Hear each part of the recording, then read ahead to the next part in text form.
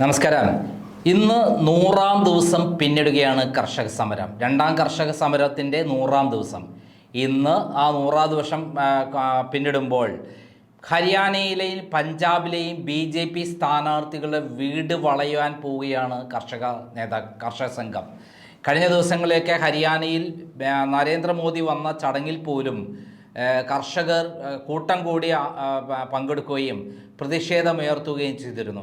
ഇതുവരെ ഉണ്ടാകാത്ത വലിയൊരു സംഭവമാണ് ഈ കർഷകർ ഒന്നിച്ച് ഈ പറയുന്ന നരേന്ദ്രമോദിയുടെയും BJP നേതാക്കന്മാരുടെയും പ്രചരണ സ്ഥലത്തേക്ക് എത്തിച്ചേർന്നുകൊണ്ട് പ്രതിഷേധം ആരംഭിച്ചത്.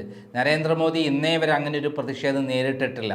എന്നാൽ ഇത്തവണ ഹരിയാനയും അതേപോലെ പഞ്ചാബും പൂർണ്ണമായും, അതേപോലെ ഡൽഹിയും, അതേപോലെ ഹിമാചൽ പ്രദേശും, ഈ 4 സംസ്ഥാനങ്ങൾ പൂർണ്ണമായും BJPയിൽ നിന്ന് വിട്ടുമാറുമെന്നുള്ള വാർത്തകളാണ് വരുന്നത്. അതിന് പ്രധാനപ്പെട്ട കാരണങ്ങളിൽ ഒന്ന് കർഷക സമരമാണ്.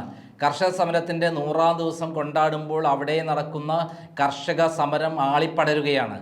അവർ ഹരിയാനയിലേക്ക് കടക്കാൻ പറ്റാത്ത വിധത്തിൽ പഞ്ചാബിൻ്റെ ബോർഡർ ഹരിയാന അടച്ചുവെങ്കിലും പിന്നെ ഹരിയാനയ്ക്കുള്ളിൽ വലിയ പ്രക്ഷോഭമുണ്ടായി. ഹരിയാന ഏകദേശം 23 പേരാണ് ഇതിനകം മരണപ്പെട്ടത്. ഈ 23 പേര് രക്തസാക്ഷികളായിട്ടുള്ള ഈ സമരം ഇന്ന് 100-ാം ദിവസം പിന്നിടുമ്പോൾ അത് BJPക്ക് വലിയ തലവേദനയായിരിക്കുകയാണ്. കർഷകരുടെ ഏറ്റവും ശക്തി കേന്ദ്രമാണ് ഈ ഹരിയാനയും അതേപോലെ പഞ്ചാബും, അതേപോലെ ഡൽഹിയും, അതേപോലെ തന്നെ ഹിമാചൽ പ്രദേശും. ഈ 4 സംസ്ഥാനങ്ങളിൽ കഴിഞ്ഞ തവണ 8 സീറ്റുകൾ മാത്രമാണ് കോൺഗ്രസിന് അനുകൂലമായി പോയിട്ടുള്ളത്. പഞ്ചാബിൽ നിന്നാണ് ആ സീറ്റുകൾ കിട്ടിയിട്ടുള്ളത്. ഇത്തവണ ഡൽഹിയിലെ 7-ഉം ഹരിയാനയിലെ 10-ഉം ഹിമാചൽ പ്രദേശിലെ 4-ഉം അതേപോലെ പഞ്ചാബിലെ 13 സീറ്റുകളും കോൺഗ്രസ് മുന്നണി അല്ലെങ്കിൽ ആം ആദ്മി കോൺഗ്രസ് ഇന്ത്യ മുന്നണി തൂത്തുവാരുമെന്നുള്ള റിപ്പോർട്ടുകളാണ് വരുന്നത്. അതിന് പ്രധാനപ്പെട്ട കാരണം ഈ സമരമാണെങ്കിൽ മറ്റൊരു കാരണം കെജ്രിവാളിനെ അറസ്റ്റ് ചെയ്തത് തന്നെയാണ്. ഒരു കൊടുങ്കാറ്റ് പോലെയാണ് അദ്ദേഹം ജയിലിൽ നിന്ന് ഇറങ്ങിയ ശേഷം വന്നത്. ആ വരവിൽ ജനക്കൂട്ടമായിരുന്നു. ജനക്കൂട്ടം എന്ന് പറഞ്ഞാൽ പ്രളയം പോലെയാണ് അദ്ദേഹത്തെ വരവേൽക്കാൻ വേണ്ടി ജനങ്ങൾ തെരുവിലേക്ക് ഇറങ്ങിയത്.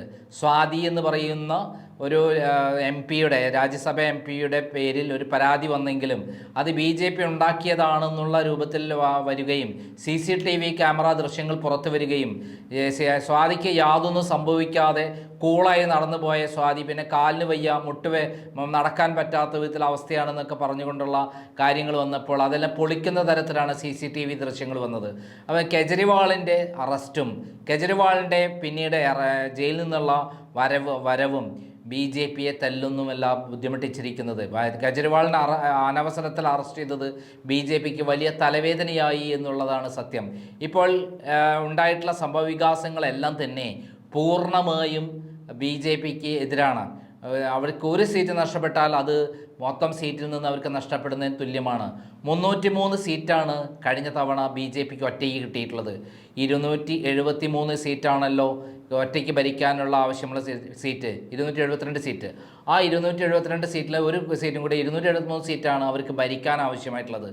ആ സീറ്റിൽ നിന്നും 30 സീറ്റ് അധികമാണ് അവർക്ക് കിട്ടിയിട്ടുള്ളത്. ആ സ്ഥലത്ത് ഹരിയാനയിലെ 10 സീറ്റ്, അതേപോലെ ഡൽഹിയിലെ 7 സീറ്റ്, അതേപോലെ 4 സീറ്റ് ഹിമാചൽ പ്രദേശിൽ നിന്ന് ലഭിക്കുന്നത്, അതേപോലെ ഏറ്റവും പ്രധാനപ്പെട്ട പഞ്ചാബിൽ നിന്ന് 12 സീറ്റ് 13 സീറ്റ് മൊത്തം എല്ലാം പോകുമ്പോൾ തീർച്ചയായും അത് BJPക്ക് ഒറ്റയ്ക്ക് ഭരിക്കാനുള്ള ഭൂരിപക്ഷം നഷ്ടപ്പെടുകയാണ്.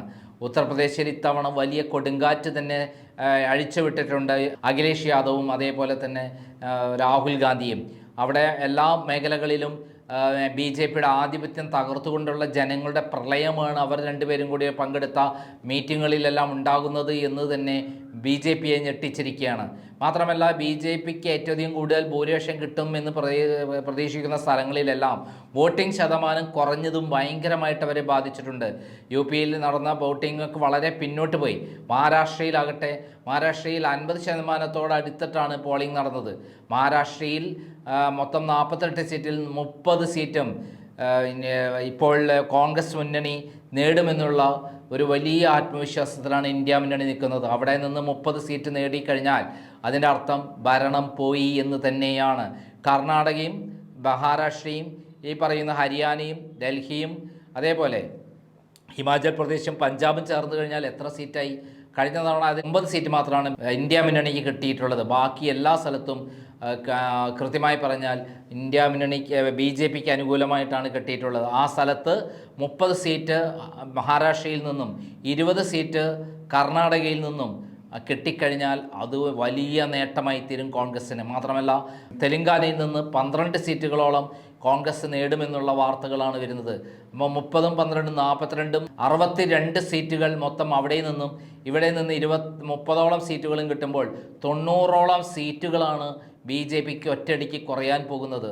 90 സീറ്റുകൾ കുറയാന്ന് പറഞ്ഞാൽ 210ഓളം സീറ്റുകളെ BJP പിന്നീട് കിട്ടുന്നുള്ളൂ.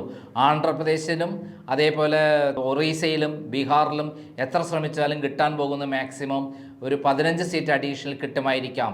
ഈ അഡീഷണൽ സീറ്റ് കിട്ടിക്കഴിഞ്ഞാൽ 90 സീറ്റിൽ നിന്ന് 15 സീറ്റ് കുറച്ചാൽ 75 സീറ്റ് നഷ്ടപ്പെട്ട് കഴിഞ്ഞാൽ അത് വലിയ തിരിച്ചടി BJPക്ക് ഉണ്ടാകുമെന്നുള്ള കാര്യത്തിൽ സംശയമില്ല.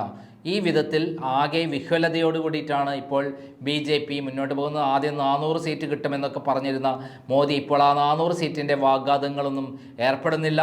അങ്ങനെ ചർച്ചകളുമില്ല. ഇപ്പോൾ ഇന്ത്യ മുന്നണി അധികാരത്തിൽ വരുമെന്നുള്ള കൃത്യമായിട്ടുള്ള ഒരു വാർത്തകളാണ് ഡൽഹിയിൽ നിന്ന് വരുന്നത്. ഇത്തവണ അധികാരം നഷ്ടപ്പെടും BJPക്ക് എന്നുള്ള നില വന്നാൽ തീർച്ചയായും അത് വലിയ തിരിച്ചടി തന്നെയായിരിക്കും അവർക്ക് ഉണ്ടാക്കാൻ പോകുന്നത്. നന്ദി, നമസ്കാരം.